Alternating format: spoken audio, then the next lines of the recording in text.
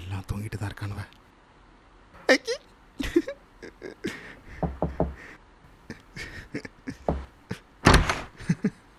கல்யாண நாள் ஜாலி. பெருசா குடியில வேற எவனாவது கதவு தட்ட போறாவ. தாரேன், அதுக்கு ஒரு கவுது சொல்லும். கவுதையா?